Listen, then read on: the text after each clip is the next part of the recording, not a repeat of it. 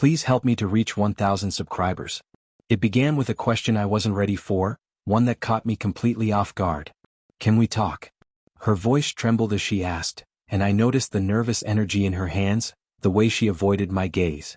She had always been so sure of herself, so confident, but in that instant I saw something I had never seen before: fear. Looking back, I should have recognized the warning signs. The distance in her voice, the coldness in her actions, the endless excuses, the exhaustion that never seemed to leave her. But I never imagined it would lead to this moment. I never thought it would shatter like this. I've been seeing someone else, she admitted, her words barely audible. It's not a mistake, it's been going on for months. I didn't shout. I didn't demand explanations. Because at that moment I realized I didn't need them. The truth was in her eyes. Betrayal had already torn everything apart. There was nothing left to salvage. I stood, grabbed my coat and keys and walked out. I left behind our home, our memories, the life we had carefully built.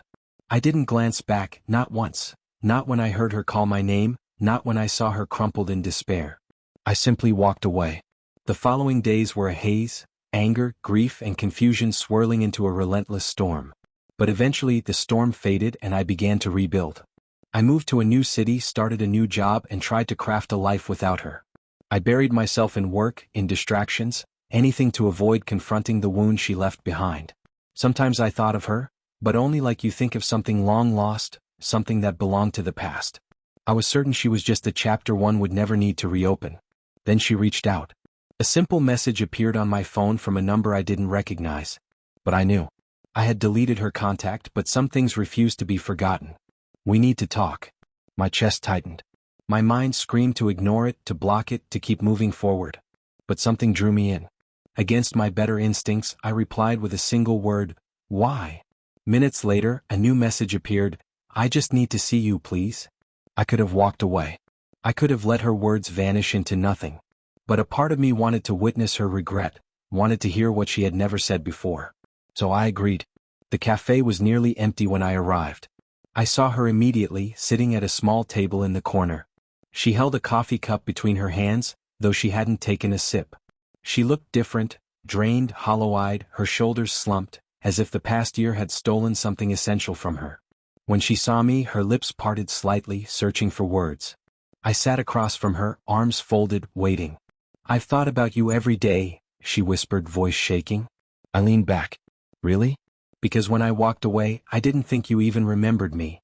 She shook her head, tears threatening to fall. I made a mistake. I thought I wanted something else. I don't even know what I was thinking.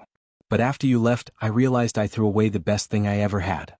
Her hand trembled as she reached across the table. Please, tell me there's still a chance. I offered a small, quiet smile, not one of forgiveness, not one of hope, but one of comprehension. She was drowning in remorse, desperate for me to undo the past. But there was nothing left to mend. I leaned forward, hands resting on the table. You wanted freedom, I said calmly. You got it.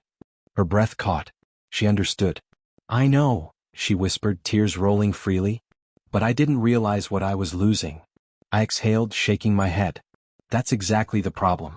You only recognized my value once I was gone. And now, it's too late. Her face fell. She opened her mouth, ready to beg, to plead, to fight, but I was already rising. I set some cash on the table, met her eyes one final time and said simply, take care of yourself. And just like before, I walked away. This time she was the one left behind. Please help me to reach 1,000 subscribers.